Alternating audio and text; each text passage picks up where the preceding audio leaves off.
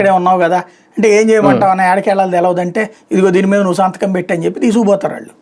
అంటే కోర్టుకు వెళ్ళడానికైనా ఉపయోగపడుతుందేమో, ఇంతమంది ఓట్ షోర్ నమ్ముతున్నారు, వెళ్ళేశారు కదా ఇంకేముంది, అదే సరి చేసుకుంటది అంతే. సరి చేయమంటది, ఈసీ కూడా మేము సరి చేస్తున్నాం అంటది, సింపుల్. అక్కడ ఏముంది, ఈసీ ముందే చెప్పింది నువ్వు అఫిడవిట్ ఇస్తే వేస్తాం మేము సరి చేస్తాం.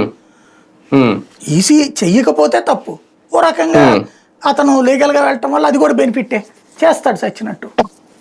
అంటే తొలగించిన ఓట్లు వివరాలు చూపించడం సాధ్యం అవుతుందా సార్? చేయొచ్చు, ఖచ్చితంగా చేయొచ్చు, చెయ్యాలి కూడా. నేనైతే ప్రజాస్వామ్యం విషయంలో అది ఒప్పుకుంటాను, నేను చెయ్యాలనే కోరుకుంటాను. చెయ్యను అంటే తప్పు ఎన్నికల సంఘం అంటే. కానీ మరి ఎందుకు ఇవ్వలేకపోతుంది? వీళ్ళు అడుగుతున్నారు కదా 65 లక్షలు, చేతికి ఇవ్వలేరు కదా. 65 లక్షల కాగితం తీసుకొచ్చి ఇస్తారు ఒకడికి.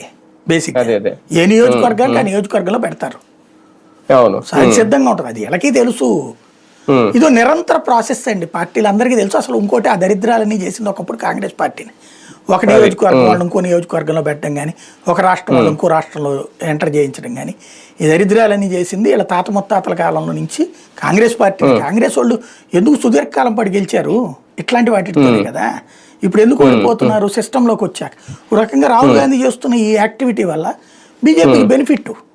ఇప్పుడు ఆ తప్పుడు వాళ్ళు పోతారు, ఒరిజినల్ వాళ్ళు ఓటేస్తారు. అంటే భవిష్యత్తులో ఆంధ్ర తెలంగాణలో కూడా దీనికి సిద్ధంగానే ఉండాలి పార్టీలు. మంచిదే కదా. ఇప్పుడు హైదరాబాద్ లో ఉన్న ఆంధ్ర వాళ్ళందరూ ఓటు వదులుకుంటారు ఆంధ్రాలో. ఆంధ్ర బాగుపడద్ది.